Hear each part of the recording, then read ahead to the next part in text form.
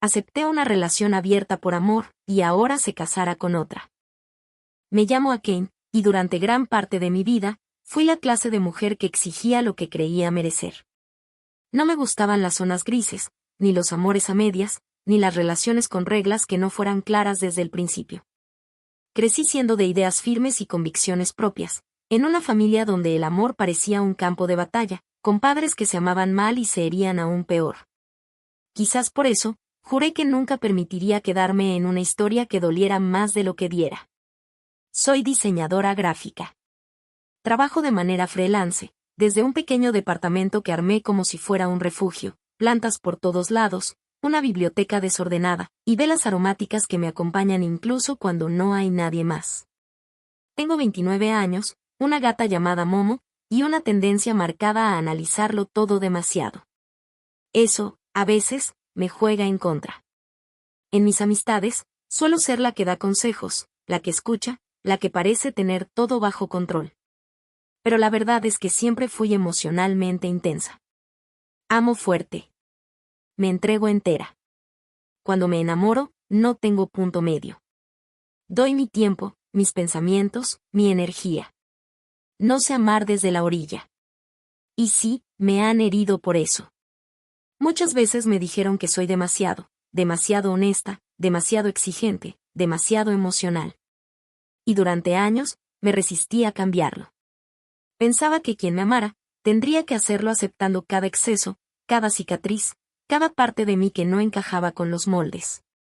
Por eso, cuando conocí a Ismael, y sentí que podía ser yo sin filtros ni justificaciones, me aferré a esa relación como si fuera lo único cierto en medio de un mundo que siempre parecía tambalearse.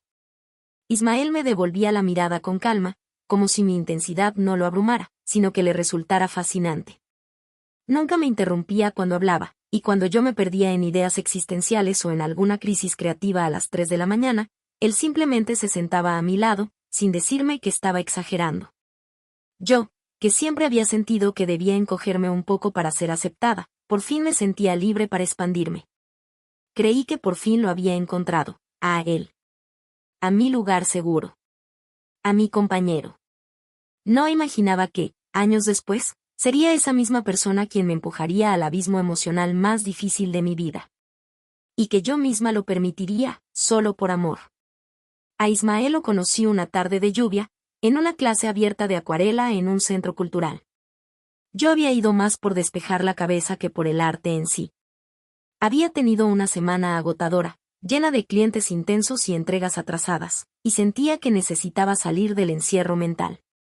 Me senté en la última fila, sin expectativas, con una libreta vieja y un pincel prestado.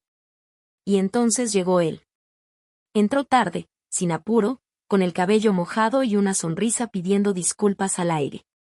Se sentó en la única silla vacía que quedaba, justo a mi lado. Llevaba un cuaderno impecable, de esos con hojas gruesas, y un lápiz que parecía demasiado caro para esa clase improvisada. Me observó de reojo y luego me dijo, como si nos conociéramos de antes. ¿Primera vez? Tenés cara de que esto no es lo tuyo. Me reí, sin saber por qué.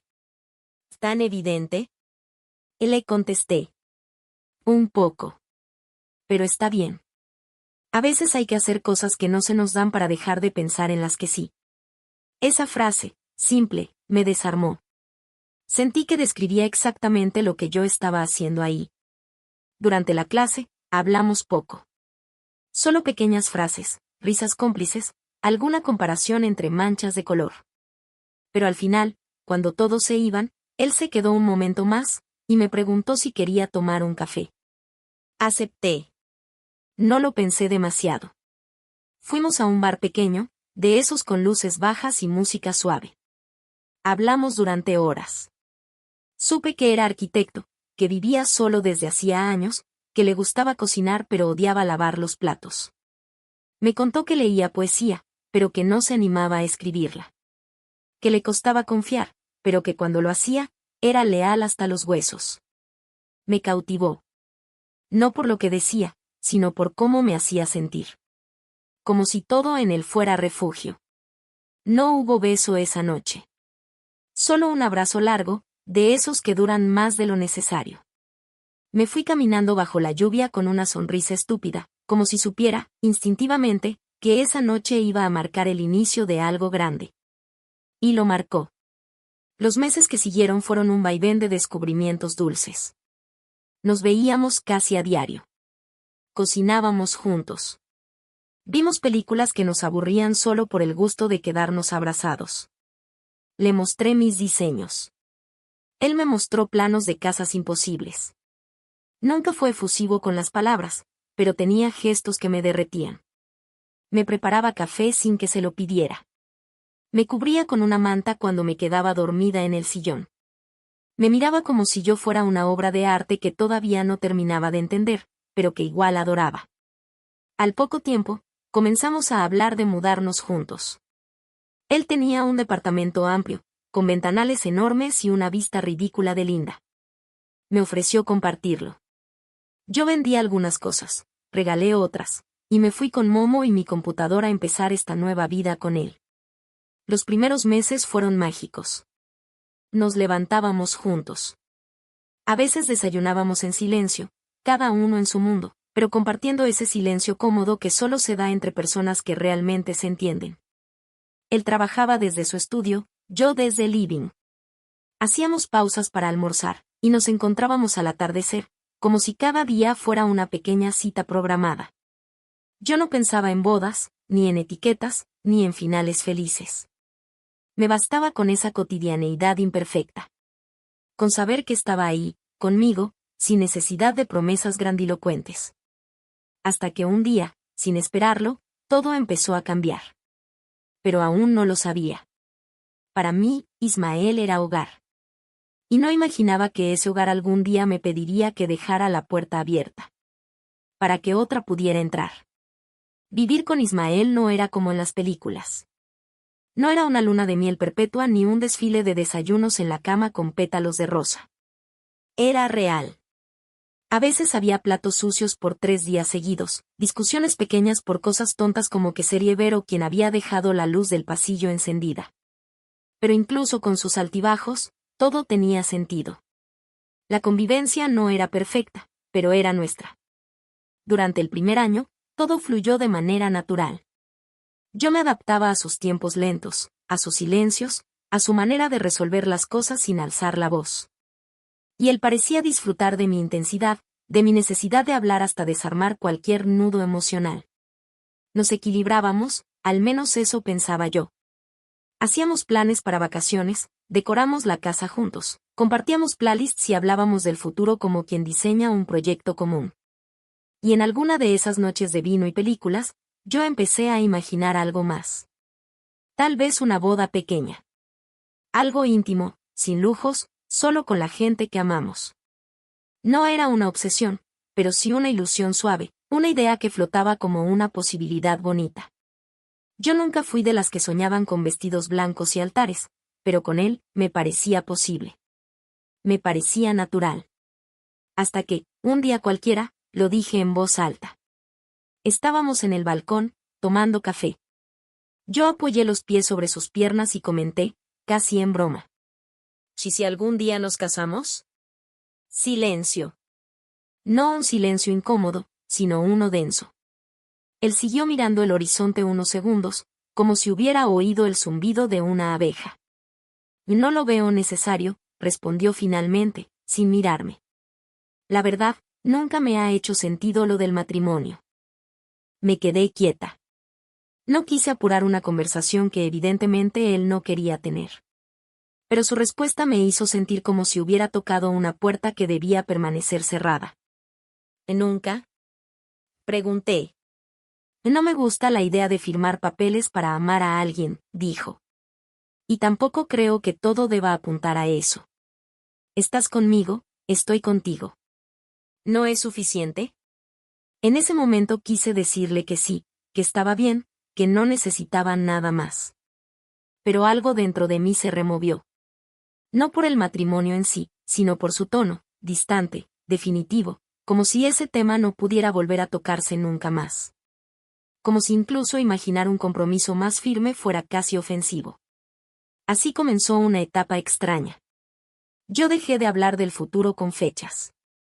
Empecé a silenciar mis deseos, a doblar mis expectativas para que encajaran en su forma de amar. Y él siguió como si nada. Como si su negativa hubiera cerrado una puerta sin retorno. A veces pensaba que quizás yo era la rara por querer formalizar algo que ya funcionaba. Que debería sentirme afortunada por tener a alguien que me quería tal y como era, que compartía su vida conmigo. Que no todo el mundo necesita un anillo para quedarse. Me repetía eso cada vez que veía a mis amigas planear bodas, comprar vestidos o discutir menús. Me convencí de que el amor no tenía por qué parecerse a un contrato. Pero muy en el fondo, empecé a sentirme suspendida. Como si estuviera construyendo una casa sin cimientos. Como si todo lo que teníamos pudiera desvanecerse con un simple ya no quiero. Y eso, lentamente, empezó a hacer grietas dentro de mí. Pero todavía no eran visibles. Todavía quería creer que el amor, incluso sin promesas, podía sostenernos. Un martes por la tarde, Ismael llegó más tarde de lo habitual. Había salido por la mañana diciendo que tenía una reunión con un cliente en el centro, pero cuando volvió, traía una sonrisa tensa y el celular guardado a medias, como si se le hubiera olvidado esconderlo. Me dio un beso rápido y fue directo a la ducha. No olía a oficina. Olía a perfume de mujer. Uno dulce y afrutado, que yo no usaba. No dije nada. Quizás me aferré a la costumbre. O al miedo de tener razón. Después de eso, empecé a notar pequeños cambios. Cosas casi invisibles, pero que, juntas, se volvían sospechosas. Sus horarios empezaron a estirarse sin justificación. De pronto tenía reuniones espontáneas, proyectos que requerían quedarse hasta tarde o cursos intensivos de los que nunca antes había hablado. Su teléfono empezó a tener clave nueva. Lo cargaba en modo avión. Se iba a bañar y lo llevaba consigo. Ya no lo dejaba en la mesa, como antes. Y no era que él hubiera cambiado bruscamente. Al contrario, seguía siendo cariñoso. Atento. Presente. Pero todo parecía más medido. Como si quisiera compensar. Como si supiera que yo podía empezar a sospechar. Una tarde, mientras él salía supuestamente a una reunión de proveedores, me quedé sentada en el sillón con una taza de té frío entre las manos. Preguntándome cuándo había empezado a dudar de la persona con la que dormía cada noche. Cuando había pasado de sentirme su prioridad a sentirme una opción más. Pensé en confrontarlo. Muchas veces. Pero me frenaba una pregunta horrible. ¿Y si lo admitía? ¿Estaba lista para escuchar la verdad? Hasta que una noche, sin rodeos, él habló. Estábamos cenando, en un silencio denso como humo. Yo ya no hacía preguntas. Él ya no ofrecía explicaciones. Entonces, con una calma que me pareció casi cruel, dijo. He estado pensando en algo. Levanté la mirada, sin saber qué esperar. En nosotros nos amamos. Y funcionamos. Pero siento que, estoy empezando a necesitar experimentar otras cosas. Otras conexiones. Mi estómago se cerró como una trampa. ¿Otras personas? Pregunté, con la voz casi seca. Asintió. No quiero dejar de estar contigo, dijo. No se trata de eso. Te amo. Pero no creo que la exclusividad sea lo que define el amor. Creo que podríamos pensar en abrir la relación. Abrirla. Como si nuestro vínculo fuera una caja con tapa. Como si el amor pudiera extenderse, multiplicarse, sin romperse. Yo lo miré fijamente. No lloré. No grité. Solo lo miré. Y me pregunté cuántas veces antes había sentido esas mismas cosas con otra, sin haberlo dicho. ¿Esto ya está pasando? Susurré. Ismael bajó la mirada. No respondió. Ese silencio fue todo lo que necesité. En otro momento de mi vida, me habría parado de la mesa, recogido mis cosas, y salido por la puerta sin mirar atrás. Habría gritado que yo no era una opción, que no aceptaba amores compartidos, que no iba a ser parte de una historia donde alguien más podía tocar lo que era mío. Pero no lo hice. Porque lo amaba. Y porque todavía creía, torpemente, que si aceptaba su nueva necesidad, él volvería a elegirme, todos los días. Aunque fuera con otra también en su vida. Y así, comenzó el principio del final. Esa noche no dormí. Me quedé sentada en el borde de la cama mientras él roncaba plácidamente, como si acabara de firmar un contrato de arrendamiento, no como si acabara de tirar una bomba en nuestra relación. La idea me revolvía el estómago. Pero al mismo tiempo, algo en mí no pudo decir que no. Tal vez fue el miedo a perderlo. Tal vez fue mi estúpido romanticismo envenenado, esa voz que me decía que el amor de verdad también implicaba sacrificios, incluso los que te hacen sangrar por dentro.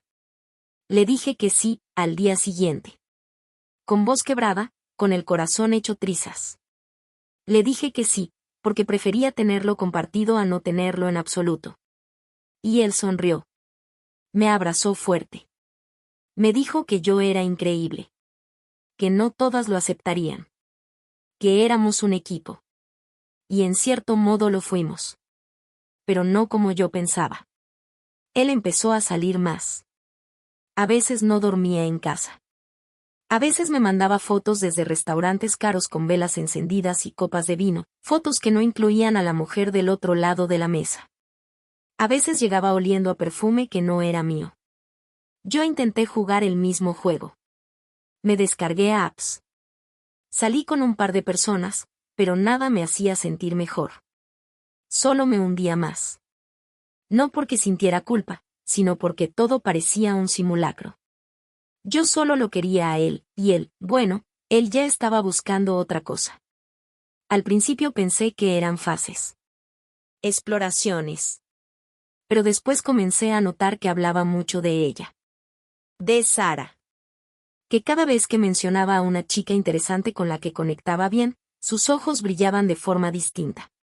Que pasaban más fines de semana juntos. Que ella le preparaba el desayuno, cosa que él jamás me dejaba hacer porque no le gustaba comer en la mañana. Empecé a notar que Sara estaba llenando espacios que antes eran míos. Que él hablaba de ella con ternura, con una familiaridad que no había visto ni siquiera en nuestros mejores años. Y fue ahí cuando la herida que ya sangraba empezó a supurar. No supe en qué momento dejé de ser su hogar. Solo me di cuenta cuando llegó la invitación. Estaba doblando ropa, una mañana cualquiera, cuando vi una tarjeta blanca y dorada en el buzón. Al abrirla, pensé que era una broma, una pesadilla, una trampa del universo. Pero no. Era real. Con caligrafía elegante y papel grueso. Nos complace invitarte a celebrar la unión de Sara e Ismael, en una ceremonia íntima el próximo mes. Me faltó el aire. Me senté en el piso de la cocina, tarjeta en mano, como si sostuviera la confirmación de mi propia idiotez. Me levanté y fui directo a enfrentarlo. Ismael estaba en su escritorio, escribiendo algo en su computadora, con su usual gesto sereno, ese que usaba para camuflar todas las tormentas internas que jamás compartía. ¿Me vas a decir que esto es una broma? Le pregunté, alzando la tarjeta delante de su cara. Él levantó la vista, sin sorpresa. Quería decírtelo esta semana. No sabía cómo. ¿Una boda, Ismael? ¿Una boda? Kane, tú sabías que esto era una relación abierta. Pero nunca hablamos de que ibas a casarte con otra persona. Nunca hablamos de que ibas a formar otra vida. Tú lo aceptaste. Dijiste que lo entendías. Y dije que sí porque tenía miedo de perderte. Y aún así me tuviste. Te lo di todo con honestidad. Esa fue su defensa. Que había sido honesto. Como si la honestidad eximiera el daño. Como si porque me lo había dicho, eso lo hiciera justo. Me dijo que me seguía queriendo. Que siempre me iba a querer. Que Sara lo entendía de otra forma, que con ella podía construir algo distinto, algo más claro. Yo no respondí. No lloré. No le grité. Solo lo miré como se mira una habitación después de un incendio, tratando de reconocer entre las ruinas lo que alguna vez fue tu hogar. Y en medio de ese silencio, entendí que ya lo había perdido mucho antes de esa tarjeta. Que yo había sido el puente, no el destino. Que fui la transición entre dos etapas de su vida, la que aceptó cosas que nunca debió aceptar por amor. Esa noche empaqué mis cosas.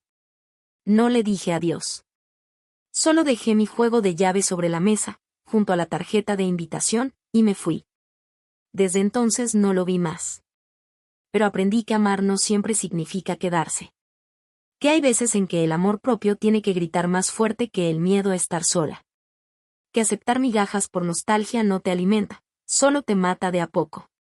Y que hay límites que, una vez cruzados, ya no permiten el regreso.